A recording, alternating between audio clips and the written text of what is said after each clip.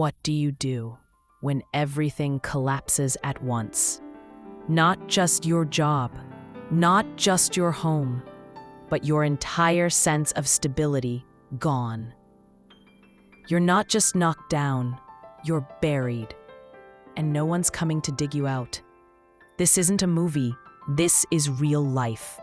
And there are people, maybe even someone you know, facing this silence, this pressure, every single day.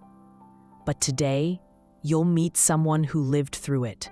A young man who stood at the edge, alone, with nothing left but his breath. And a decision to make. And what he chose might just change the way you look at your own life. In this video, you're not just going to hear a story. You're going to walk through 5 turning points, moments that define who we become when life gets hard. What happens when everything falls apart at the same time? What do you do when you're forced to choose, run away, or stay and fight? And when pressure builds, are you melting, freezing, or forming into something unbreakable? This isn't just about him, it's about you too. It all began in a small, worn-out town, the kind where the trucks are louder than the dreams. Daniel was just 22. He thought working hard would be enough to build a life. But life had other plans.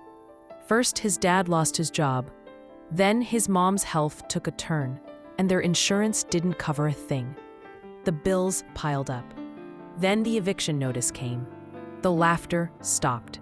The calls stopped. Even the neighbors stopped looking him in the eye.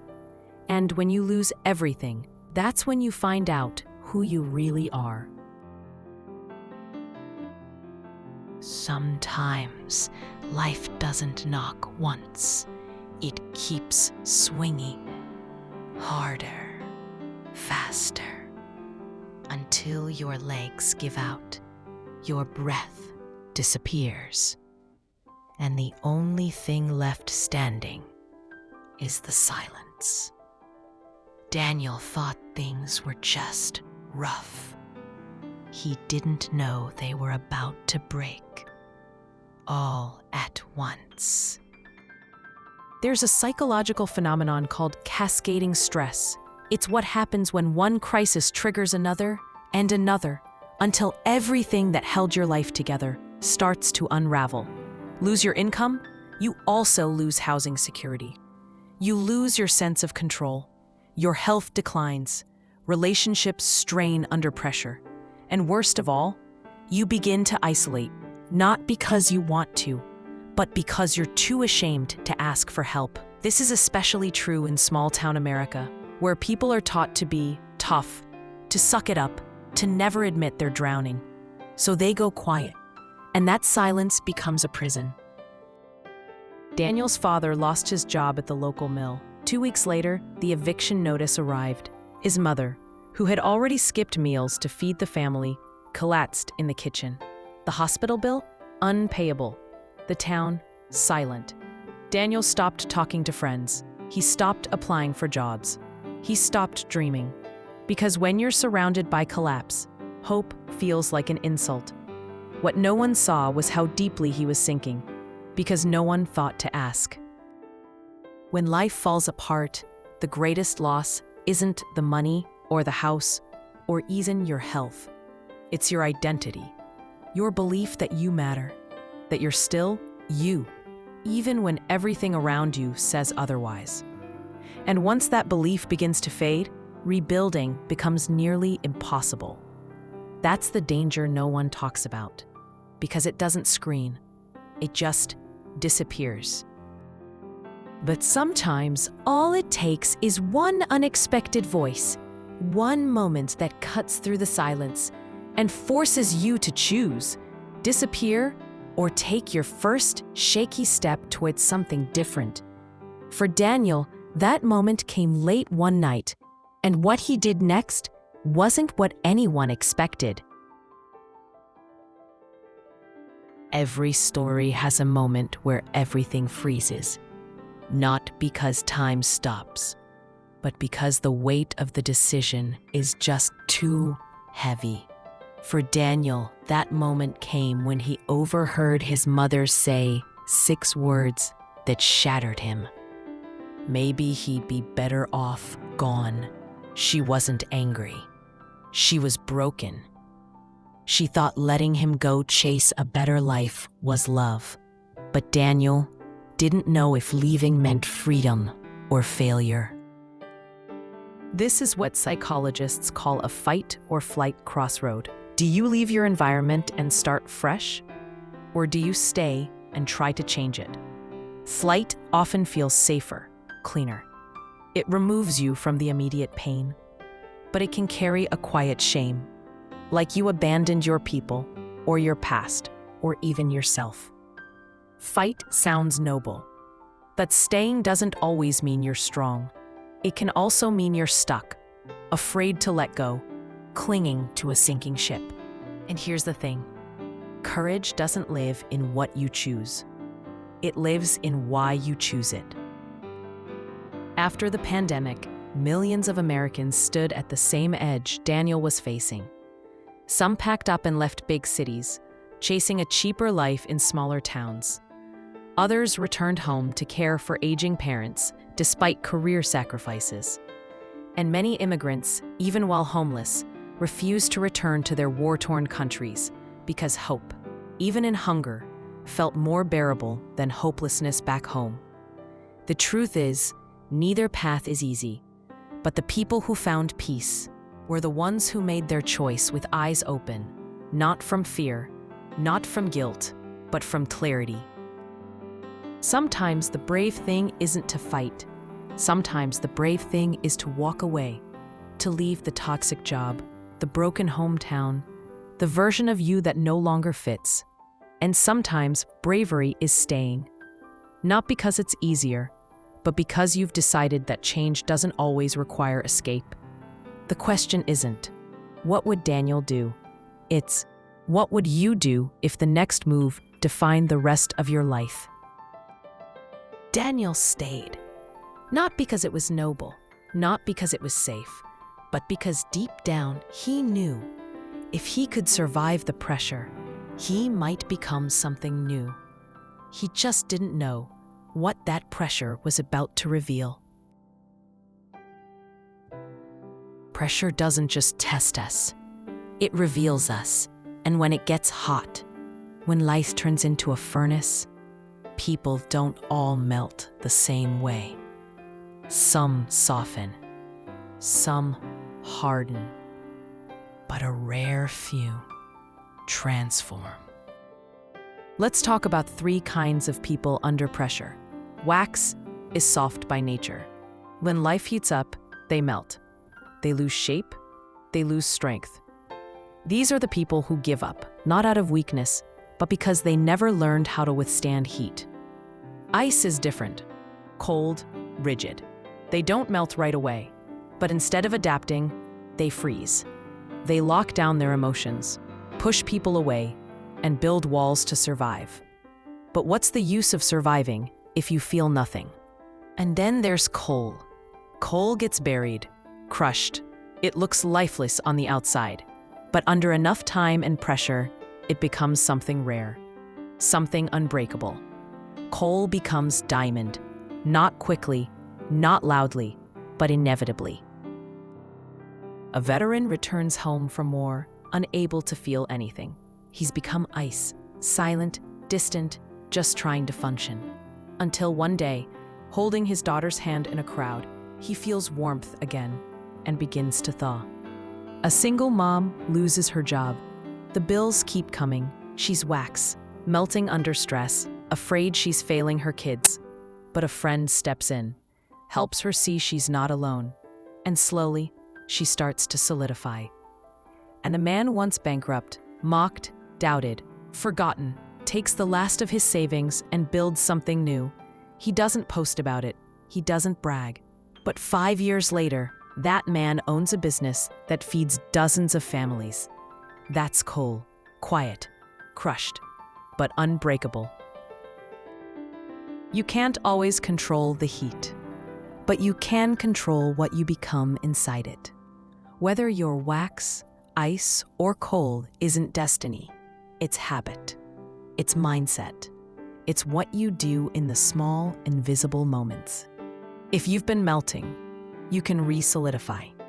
If you've been frozen, you can thaw.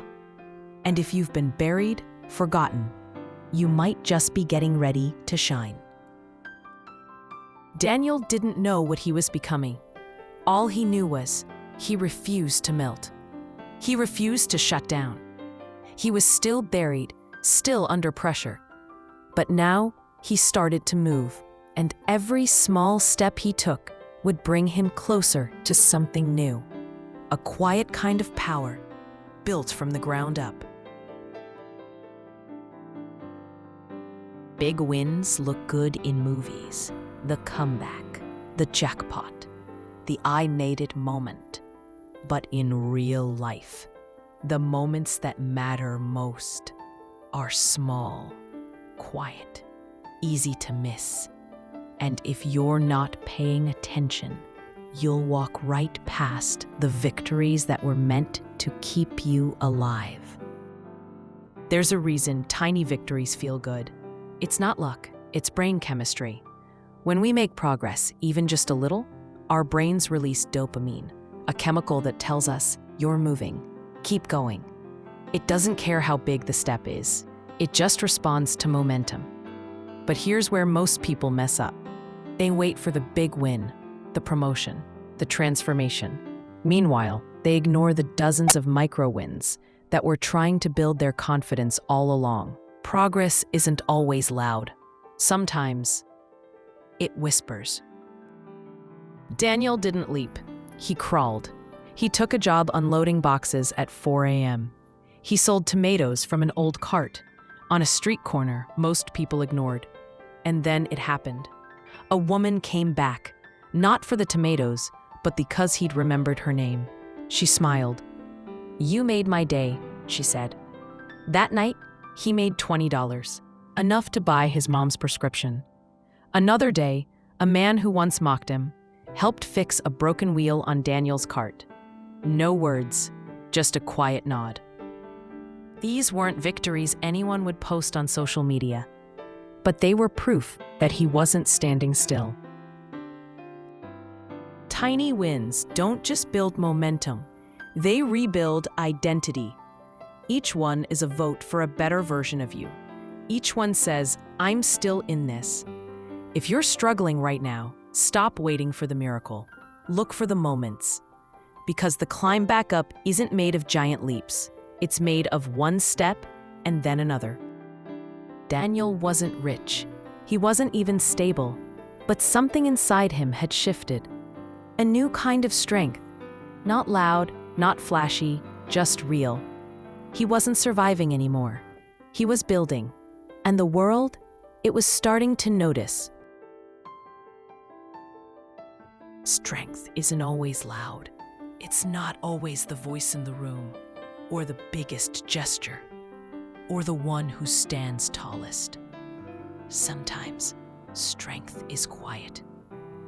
It shows up early. It stays late. It doesn't ask for credit. And that's the kind of strength Daniel became. We've been taught to chase strength that looks like power, winning debates, making money, taking charge. But real strength? It's about stability. It's how you carry people, not how you command them. It's how you show up, especially when no one is watching. Never giving up doesn't mean clinging to a plan that's no longer working. It means adapting without losing your core. It's the difference between being stubborn and being steady. Daniel never became rich. But when someone's truck broke down, they called him. When someone needed help loading crates, they waited for his shift to end. When newcomers asked, "Who do I talk to?" people pointed at him. Not because he was flashy, not because he asked for it, but because, over time, he had proven himself unshakable. The boy who once stood in silence had become the person everyone turned to when things got loud. Maybe you're not the loudest. Maybe you don't feel strong right now. But strength isn't about what others see. It's about what you keep standing for when everything else wants to push you down. You don't have to shout to be brave. You just have to keep going without letting the noise change who you are. So if the pressure around you keeps building, ask yourself this: are you melting? Are you freezing? Or are you becoming something unbreakable? Which one are you? Wax, ice, or coal? Let me know in the comments. And if you know someone going through the fire right now, send them this story, because maybe, just maybe, they're about to become a diamond too. The truth is, most people don't get to choose when life gets hard, but we do get to choose how we respond. And maybe after all this, you've realized something. Strength isn't about muscles or money. It's not about always being fine. It's about showing up one more time than life knocks you down. It's the way you keep moving, even if no one claps. The way you hold your ground, even when no one's watching. The way you believe in something better, even when nothing around you looks like hope. If this story helped you breathe a little easier today, pass it forward. Send it privately to someone who wouldn't ask for it, but needs it. And if you'd like to keep hearing real stories like this, quiet, honest, and maybe even a little healing, you know where the subscribe button is. Thanks for listening. And until next time, stay steady.